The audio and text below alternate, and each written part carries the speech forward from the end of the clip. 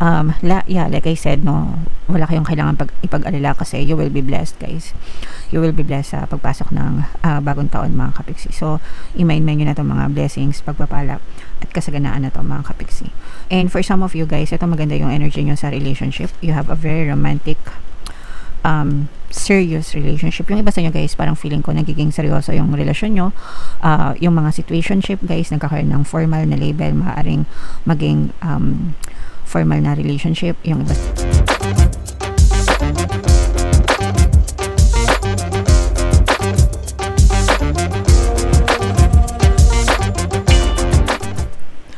Hello guys, hello Libra, welcome back to Pinoy Pixie Tarot. Ang pamagat ng episode natin for tonight is bagong taon 2026 para sa Libra, Sun, Moon, Rising Sign, and Venus. Yung ating kung ano na lang yung makaresonate sa inyo, guys, take that message. Titingnan natin yung energies nyo para sa pagpasok ng bagong taon, guys. So, ito ibabala, mga kapiksino, kasi, or hindi naman babala, pero reminder, paalala, na bagong taon na, no? So, maaring yung iba sa inyo, natatrap pa kayo sa mga negative na sitwasyon na pinagdaanan nyo ngayong 2025. And it's best for you to move on, guys, kasi kapag natrap kayo, kumbaga parang pag hindi nyo pinakawalan yung sarili nyo, nakakulong pa rin kayo sa mga emotional pain, mga kapiksi, nakakulong pa kayo or natrap kayo dun sa mga memories of the past, ika nga. May stuck kayo, may hirapan kayong makamove on, and kung walang nangyari sa inyo ng 2025, kundi puro pagmamokmok, puro hinagpis, kapag hindi nyo tinulungan yung sarili nyo, maaari pa rin itong maulit ngayong 2026, guys, okay? So, you have to make peace with yourself, make peace with your past, mga kapiksi. Patawarin ang mga kailangan patawarin, harapin ang mga kailangan harapin, mga kapiksi. One thing I like about letting go, yung mga kailangan i-let go nyo na, guys, no? Sabi ni Jay Shetty sa isang podcast niya, letting go doesn't mean you lose, but you lose by refusing to let go. Okay? So, hindi porket nag-let go ka, ibig sabihin ng talo ka. Mas natatalo ka kapag hindi ka nagle-let go, mga kapiksi, kasi paulit-ulit ka lang masasaktan, guys. Okay? So, don't lose yourself, mga kapiksi, and learn to let go. And the same message, guys, no? So, yung iba naman sa inyo, guys, nakikita natin na you're also trying to move on, trying to forget the past and move on towards a more positive, bright future ahead of you. So, pwedeng halfway na kayo, guys. Kumbaga, malayo pa, pero malayo na, no? Yung inyong narating in terms of moving on, in terms of moving forward sa buhay nyo. So, just keep on going, mga kapiksino, kung nakapagsimula na kayo. And eventually, guys, malalampasan nyo rin yung mga negative na past nyo, mga kapiksi. Okay? And ito naman, guys, no? You don't have to worry. Yung mga resources nasa paligid nyo lang, guys. Si universe na magpo-provide sa inyo ng mga tulong, ng mga resources, ng mga blessings na kailangan nyo.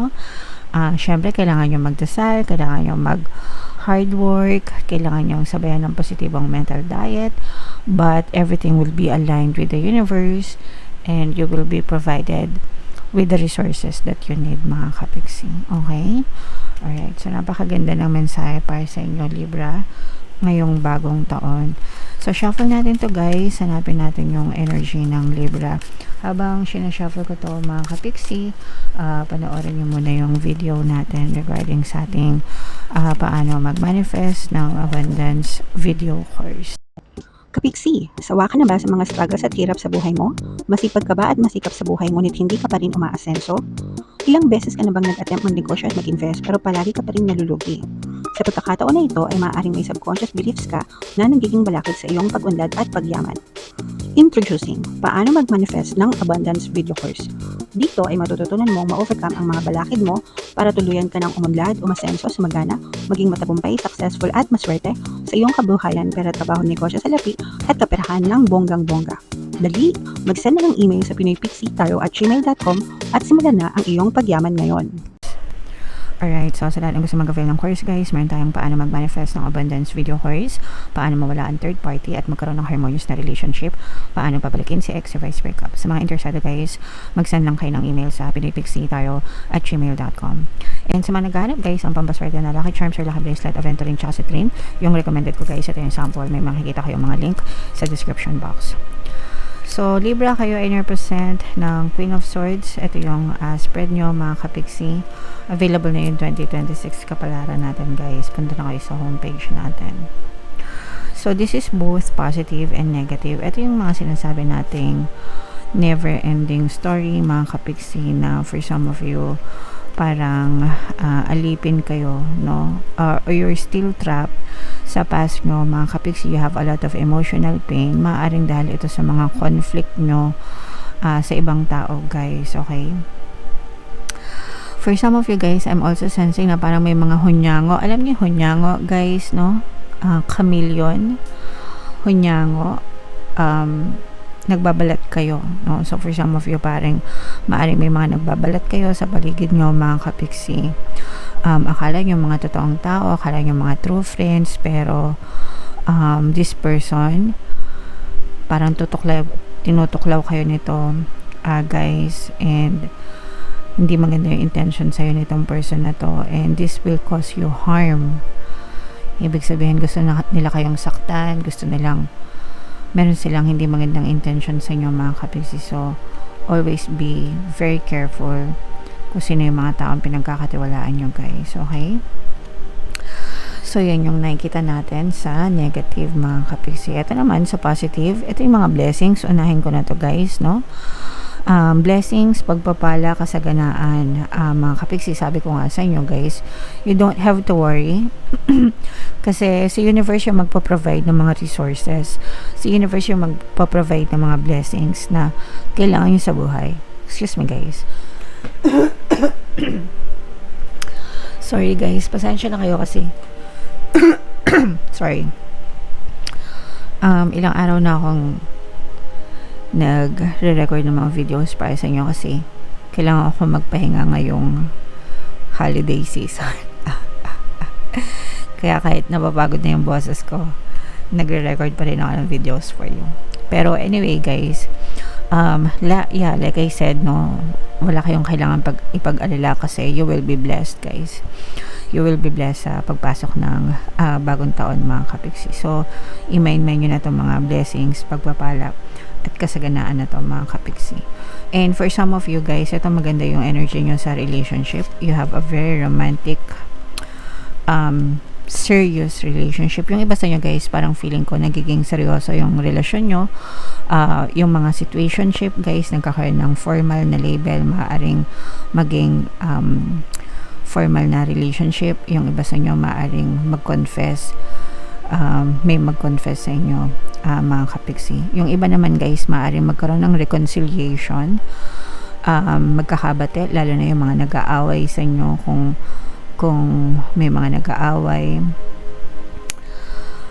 especially kung ang pag-aaway nyo ay parang ito yung mga third parties mga kapixie.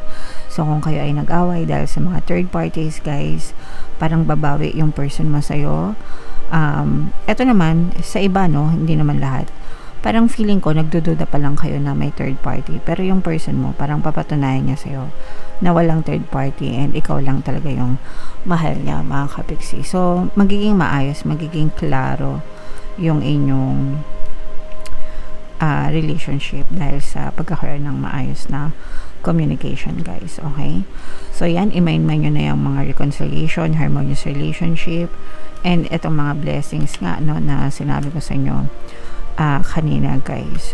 So what else mga kapixie? Ito guys, medyo nakikita natin na marami kayong responsibilities, marami kayong money obligations, money responsibilities mga kapixie ngayong bagong taon or ngayong pagpasok ng bagong taon. Pero you don't have to worry kasi nga sabi ko sa inyo, your resources will be provided. Si universe na magpo-provide sa inyo ng mga blessings. Actually, yung iba sa inyo, meron kayong mga bagong update, sa mga ina-applyan nyo, kung kayo ay active na nag-a-apply mga kapiksi, or pwede rin makahanap kayo ng additional source of income or no source of income. Pwedeng additional or pwedeng bagong source of income na pagkakakitaan nyo mga kapiksi. And itong mga pagkakakitaan nyo guys, yan yung magiging solusyon sa mga money obligations nyo. Pag sinabi mga money obligations, yan yung mga expenses nyo, yung mga kailangan yung bayaran. Yan. So, again, no, sabi ko nga wag kayo mag-alala kasi si universe yung magpa-provide ng tulong sa inyo mga kapiksi. Okay? Alright, so i-mind nyo na yan guys sa comment section. Blessings, reconciliation. Bunot lang tayo ng isa pang card para sa inyong additional na mensahe. Wow! So, ito medyo nakakaiyak. Hindi naman ito mag-resonate sa lahat guys. Memories, mga kapiksi. Cherish memories of loved ones. Especially gayong season na to, December, Pasko, bagong taon, maraming parties, mga reunion. So, guys, no, make as much memories as you can with your loved ones. Mag-videos kayo, mag-pictures kayo mga kapiksi, kasi dadating yung time na yan na lang yung titingnan nyo, yan na lang yung mga alaala na maiiwan sa inyo mga kapiksi. Okay? Lahat tayo may expiration guys, no? Dahil tayo ay mortal, hindi tayo immortal.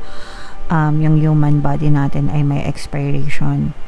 So, it's either mauna sila or mauna tayo, but whomever, at least meron tayong mga memories na pwedeng balikan mga kapiksi. Sobrang dali na nga ngayon guys, kasi lahat digital na, 'di ba? Lahat naka-store, lahat may cellphone, madali na lang mag-picture, hindi kagaya nung unang panahon, kailangan mo pa ng camera, kailangan pang ipa-develop, 'di ba? Ngayon madali na lang mga kapiksi. So, mag-ipon kayo ng maraming memories, mga videos guys na pwede nyong balik-balikan guys. Okay? Alright. Happy New Year, Happy 2026 sa inyong lahat guys. Antayin nyo yung ating bagong subliminal. Ilo-launch ko sa December 31, 8 PM dito sa ating channel, Pampaswerte sa 2026. Patugtugin yun guys habang naghihiwalay yung taon para talagang pumasok yung swerte sa buhay nyo mga kapiksi. Okay? Alright, so comment down below if naka-resonate kayo. Ito yung ating 2026 kapalaran guys. Ito naman yung ating success stories ng paano mag-manifest ng abundance video course. Click here to subscribe guys. Thank you for liking, sharing, and subscribing. See you next time. I love you all guys. Have a nice day. Bye-bye.